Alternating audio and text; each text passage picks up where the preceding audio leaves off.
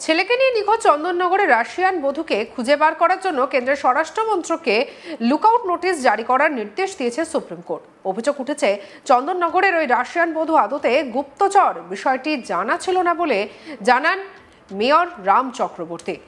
তার মতে, সংবাদ মাধ্যম থেকে জানতে পেরেছি চন্দননগরের নাম এবং রাশিয়ান গুপ্তচরের কথা। চন্দননগর পুর নিগমের 14 নম্বর ওয়ার্ডের শ্রীপল্লীর বাসিন্দা সৈকত বসু। রুশ যুবতী ভিক্টোরিয়ার সঙ্গে তার দ্বিতীয় বিবাহ। তাদের 5 বছরের ছেলেকে নিয়ে রুশ বধূ নিখোঁজ হয়ে গিয়েছেন, এমনটাই অভিযোগ। ছেলেকে ফিরে পেতে সুপ্রিম কোর্টের দ্বারস্থ হয়েছে সৈকত।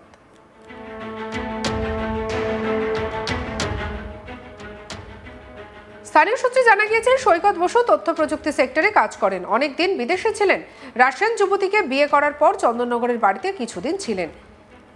একবার বাড়ি থেকে চলে গিয়েছিলেন ভিক্টোরিয়া। ভারতীয় দূতাবাসের সৈকতের গোটা পরিবারকে টেনে নিয়ে গিয়েছিলেন।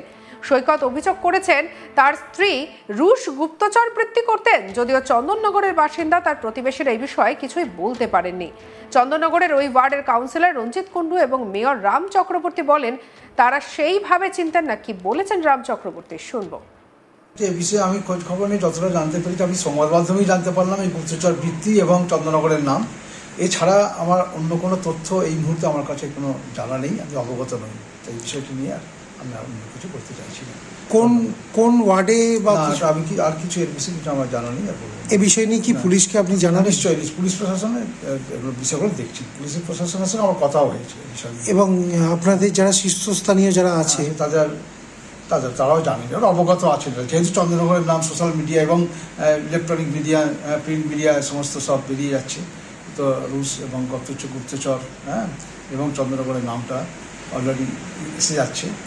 তাই আমরা মনে করি ওটা ওই মাধ্যমেই যাদের এই সংবাদ সংগ্রহ করার বা গুপ্তচর বৃত্তি যারা করছেন তাদেরকে ধরা যে এগুলো আছে, সেইগুলো যে প্ল্যাটফর্মগুলো আছে, তারাই বিষয়টা নিয়ে নিশ্চয়ই দেখবেন। এই বিষয়ে তৃণমূলের কাউন্সিলর রঞ্জিত কুন্ডু কি বলেছেন, শুনবো। এই বিষয়ে তো আমার কিছু জানা ছিল না।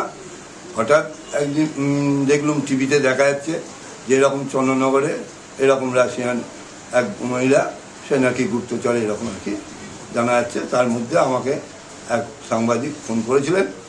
ফোন করার মাত্র উনি আমার জিজ্ঞেস করলেন যে কিছু জানা আছে কি না। না, জানা নেই, জেনে আপনাকে বলছি। তো জেনে ওনার বাবার ফোন নামটা জোগাড় করে আমি তাদের দিয়েছি। কোথায় কি বাড়ি কিছু শোনা যায়? সেটা শ্রীপল্লীতে বাড়ি। কত নম্বর ওয়ার্ড এটা? এটা 14 নম্বর ওয়ার্ড। এটা কি চন্দননগর কর্পোরেশন? চন্দননগর কর্পোরেশন। আর কিরকম বাবা কিসে কাজ করতে বা কিছু জানা যায়? আপনি ওনার কথা নেভিতে চাকরি করেছেন, ডিফেন্সে কি আমার জানা ছিল না। পরিবারের সঙ্গে কি কোনোদিন দেখা ছিল? পরিবারের সঙ্গে আমার কোনো পরিচয় ছিল না। বাবার সঙ্গে দোকানে যাতায়াত করতেন, দোকানের মালপত্র কিনতেন। আমার একটা ইলেকট্রিক্যাল গুডসের দোকান আছে, সেই দোকানেই যাতায়াত আবার আলাদা। পরিবারটা কেমন ছিল বা কিছু? পরিবারটা আমার সঙ্গে কোনো রকম আমার ইয়ে ছিল না। ভদ্রলোক, নো ডাউট ভালোই ছিল, কথাবার্তা ভালো, এই পর্যন্ত। কারা কারা থাকতেন বা কিছু? না, সেসব আমার পরিবারে কারা থাকতেন না, তাও আমার। ছেলেকে কোনোদিন দেখেছিলেন? না। এই বিষয়ে আমাদের কলিগ রাহি হালদারের রিপোর্ট দেখাবো। চন্দননগরের রাশিয়ান গৃহবধূ, তিনি শুধুমাত্র গৃহবধূ নয়, তিনি হচ্ছেন রাশিয়ান গুপ্তচর।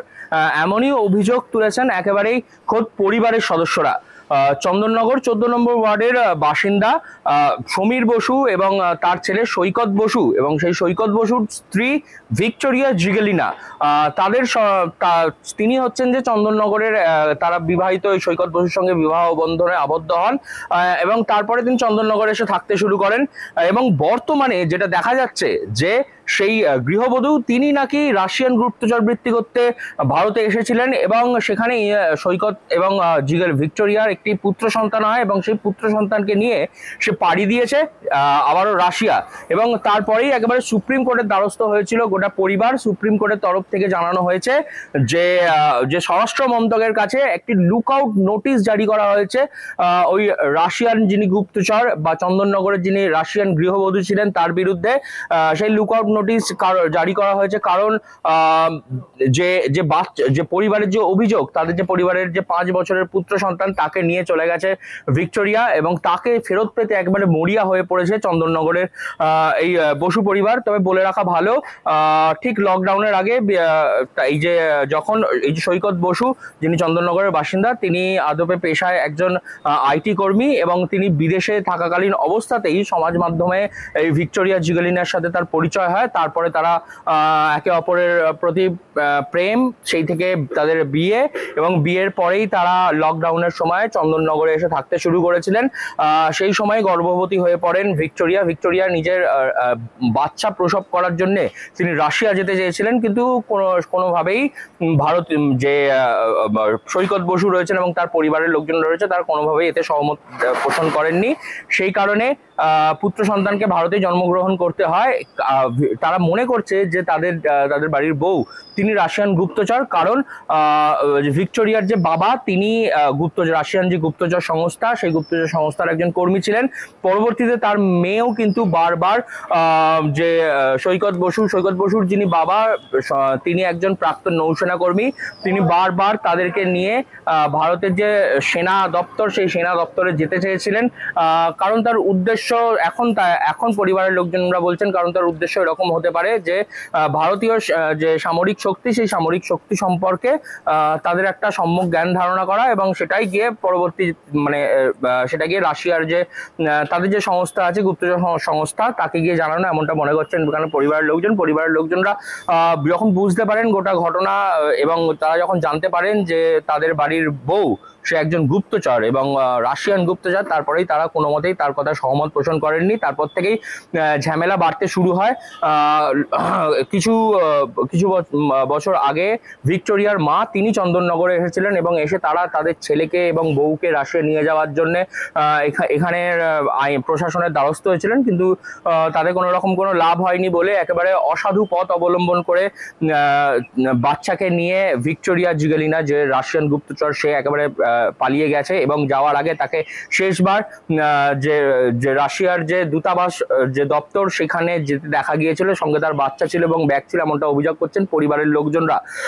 সৈকত বসু তিনি নিজে বলেছেন যে তার স্ত্রী রাশিয়ান গুপ্তচর বৃত্তি এই সমস্ত কিছুর সঙ্গে যুক্ত ছিল, এবং বারবার বিভিন্ন অছিলায় তাকে জোর করত। প্রথমে তিনি বুঝতে পারেননি, বিয়ের আগে তো কোনো মতেই বুঝতে পারেননি, বিয়ের পর যখন বুঝতে পারেন তখন ইতিমধ্যেই যে ভিক্টোরিয়া সৈকতকে বারবার বিভিন্ন রকম ভাবে প্রলোভন দিতে থাকে, তাকে চাপ দিতে থাকে, যাতে তারা দেশের সম্পর্কে বিভিন্ন রকম তথ্য আদান প্রদান করতে পারে।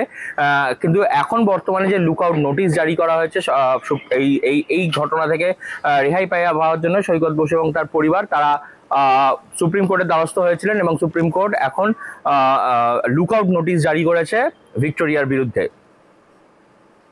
সঙ্গে রাখুন আজ তাক বাংলার ইউটিউব চ্যানেলকে। অন্যান্য খবরের জন্য লাইক, কমেন্ট, শেয়ার, সাবস্ক্রাইব করতে ভুলবেন না।